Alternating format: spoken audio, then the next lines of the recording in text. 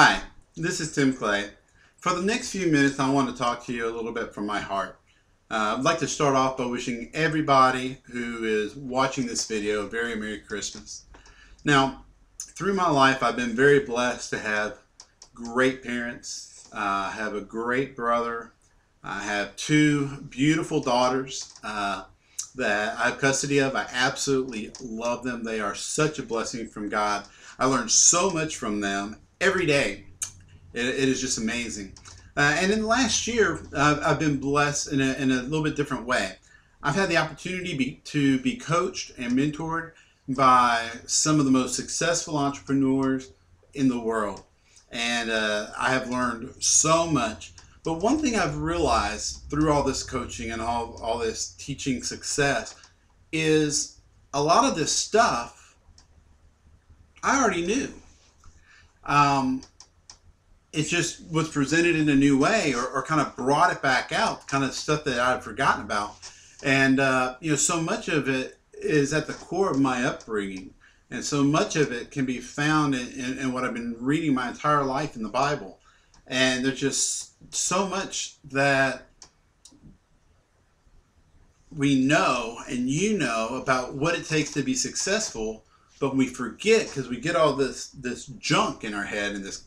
One of my mentors says, you got crap and concrete that you kind of get layered and it's hard to get through. But anyway, we're not talking about we're not talking about crap and concrete today. Okay, we're going to talk about the principle of giving.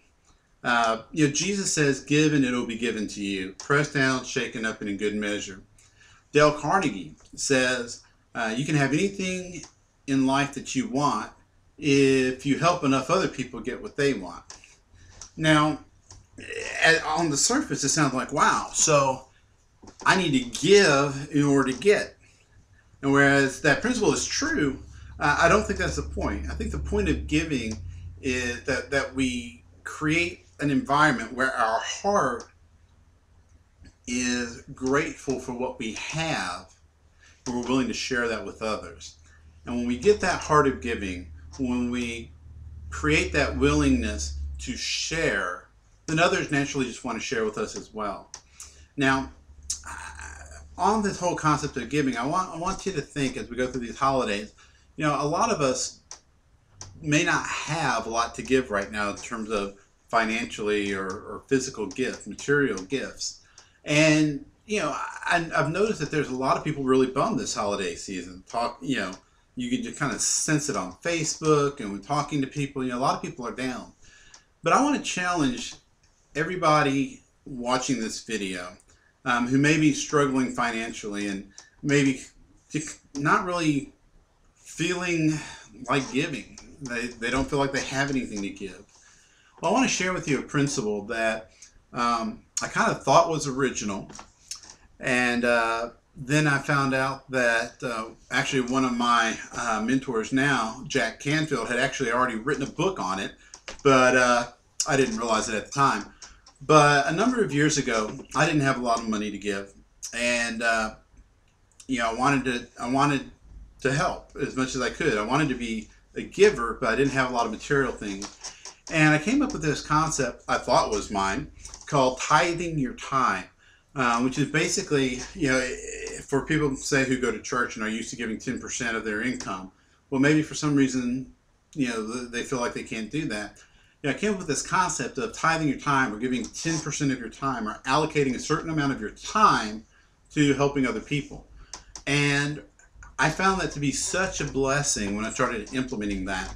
And I found that, honestly, I benefited, I think, 10 times more just from the experience of giving my time and trying to help other people, and whatever it may be. 10%.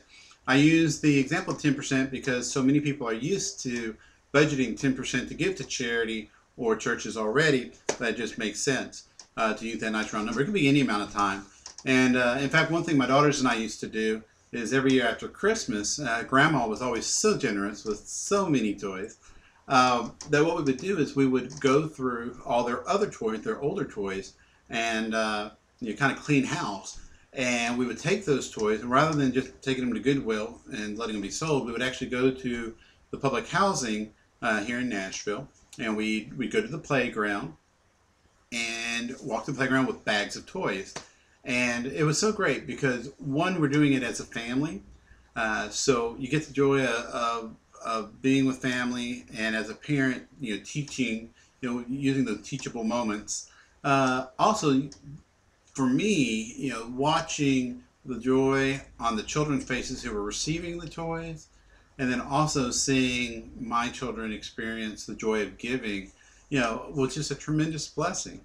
So this holiday season, you may have kind of be down to have that bah humbug, I don't have anything, I don't want to give anything attitude, but I encourage you to do it anyway. I encourage you to go find some place that you can give of your time, and you'll just be so blessed from it. So anyway, to close, I just want to say to everybody, I hope you all have a very Merry Christmas. I wish you all the success that's due to you, and God bless you.